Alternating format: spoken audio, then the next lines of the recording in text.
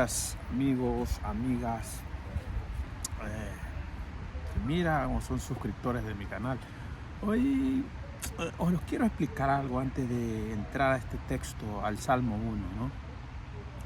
El fin de nosotros con estos mensajes es haceros conocer la Biblia y haceros conocer lo que el Señor tiene para nosotros, ¿no? Lo que Dios tiene para nosotros y cómo Él nos quiere educar y dirigir hacia una vida mejor, viviendo en este mundo contaminado, ¿no? Simplemente es eso. Con nuestros mensajes no queremos afectar, no queremos decir que somos mejores que nadie. Simplemente haceros conocer, que vosotros tengáis una opción de conocer lo que Cristo busca en sus hijos, busca en su creación, ¿no? Entonces por eso vamos a ir a este tema, el Salmo 1, ¿no? Que su título es El justo y los pecadores, ¿no? Entonces, sin más que deciros, explicándolos un poquito lo que vamos a tratar, vamos a leer el Salmo 1, ¿vale? Dice: 1. Bienaventurado el varón que no anduvo en consejo de malos, ni anduvo en camino de pecadores, ni en silla de escarnecedores se ha sentado, sino que en la ley de Jehová está su delicia, y en la ley medita de día y de noche. Será como árbol plantado junto a corrientes de aguas, que da su fruto en su tiempo y su hoja no cae, y todo lo que hace prosperará. No así los malos, que son como el tamo que arrebata el viento. Por tanto, no se levantarán los malos del juicio, ni los pecadores en la congregación de los justos. Porque Jehová conoce el camino de los justos, mas la senda de los malos perecerá. Es un salmo, yo diría, haciendo una señora que hace una diferencia, ¿no? Hace una diferencia entre el que camina en su voluntad y el que no camina, ¿no? Hablando del que es un pecador arrepentido y que quiere cambiar su vida, quiere ser diferente, ¿no? Y el que no, y el que la rechaza, su palabra, simplemente es eso, ¿no? Cuando en el versículo 1 dice: bienaventurado el varón que no anduvo en consejo de malos, ni anduvo en camino de pecadores, ni en silla de escarnecedores se ha sentado. Tratando que bienaventurado es como bendecido, ¿no? Es bendecido, dice: bendecido el hombre que no anduvo reunido en situaciones negativas y malas para su vida y para los demás, ni anduvo en caminos de pecadores, sabiendo que el pecado es todo lo que no le agrada a Dios, ¿no? Él habla, el que anda haciendo todo lo que no me agrada, dice, ni en silla de escarnecedores se ha sentado, ni ha estado siendo injusto en algún lugar que desempeñó, en su vida, ¿no? Que no fue injusto y no fue una persona que no fue justa con muchas causas, ¿no? Entonces dice: bienaventurado ese hombre que se fue por el camino recto en vez de por el malo, ¿no? Dice: segundo, sino que en la ley de Jehová está su delicia y en su ley medita todos los días. La ley, ¿qué es la ley? La ley, los 10 mandamientos, ¿no? La ley, su palabra, porque el Señor nos deja su palabra para que nosotros podamos dirigirnos y guiarnos en este mundo. Claro, cuando somos sus hijos y le aceptamos esa ley como nuestro manual de conducta, ¿no? Entonces él dice que el que practique, el que escudriñe esa ley, el que la estudia de día y de noche, el que la guarda y la aplica, está claro que es el que está obedeciendo a su palabra, ¿no? Y viene el siguiente, el tercero, después de haber dicho que el que lee su palabra y la medita, y su palabra de él es nuestra delicia, dice el tercero: será como árbol plantado junto a corrientes de agua, que da su fruto en su tiempo y su hoja no cae, y todo lo que hace prosperará.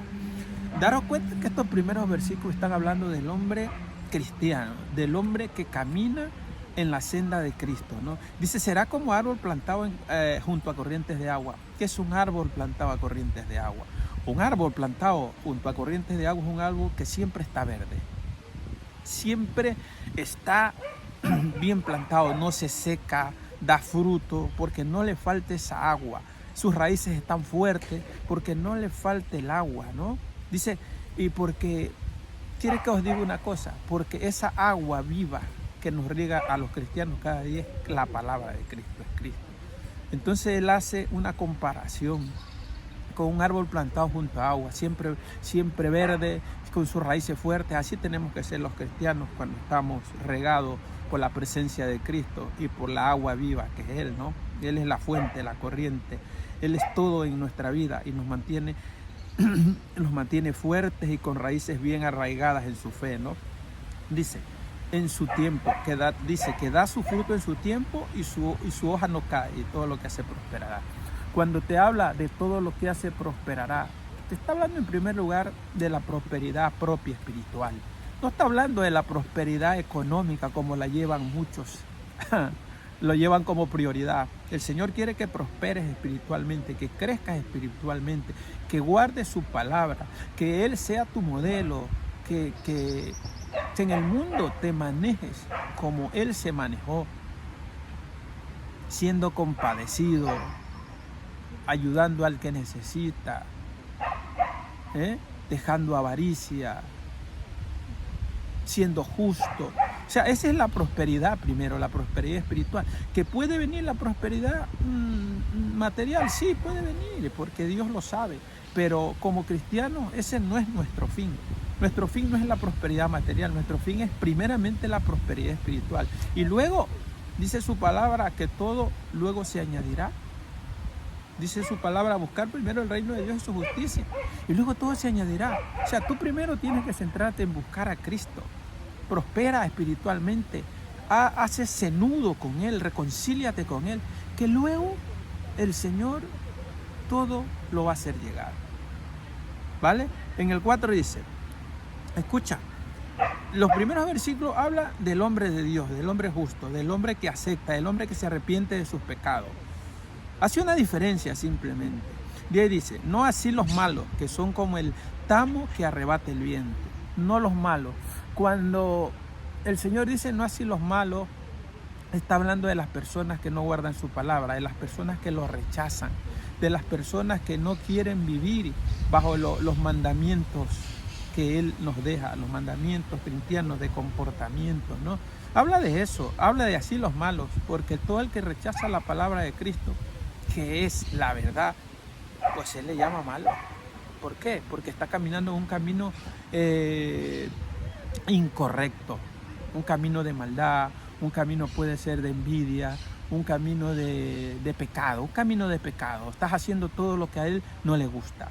En cambio, cuando habla de los cristianos, de una persona arrepentida, porque los cristianos también somos pecadores arrepentidos, estamos intentando agradar a Cristo, estamos intentando caminar, guardar sus mandamientos para ser mejores cada día. Entonces, el que no guarda su palabra, dice él, ¿y quién puede cuestionar a Jesús? ¿O no? Él fue el que nos dio la vida. O sea, si a ti te da la vida, Él tiene derecho. O sea, Él pagó por ti en la cruz con su vida. Tiene derecho. Tu vida ya no te pertenece. Mi vida ya no me pertenece.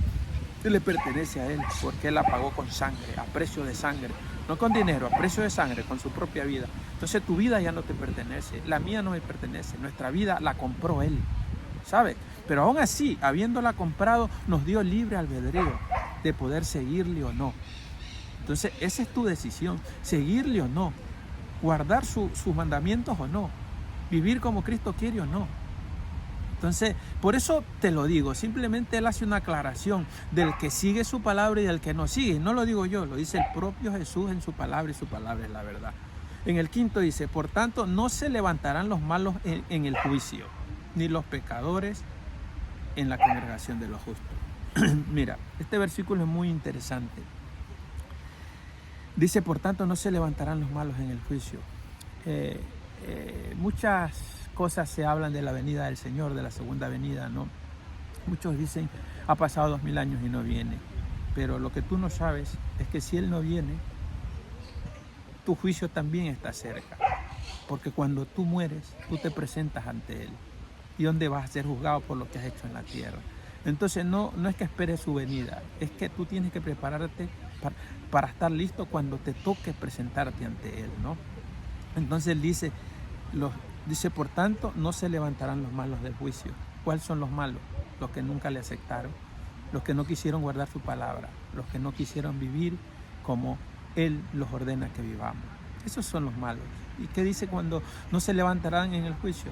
Pues que no tendrás vida eterna, que tu destino es otro, que tu destino tristemente es separado de Él, y separado de Él es el infierno, porque separado de Él nada hacemos ni podemos hacer.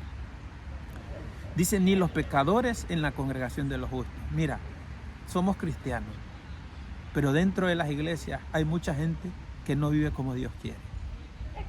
Tristemente. Y esos cristianos de cartón, dice su palabra, no se levantarán en la congregación de las personas que están viviendo como Dios quiere. Así que incluso como cristianos tenemos que tener mucho cuidado cómo vivimos. Si honramos la palabra seguidor de Cristo o no. Hay que tener mucho cuidado y Él aquí no nos anticipa, ¿sabes?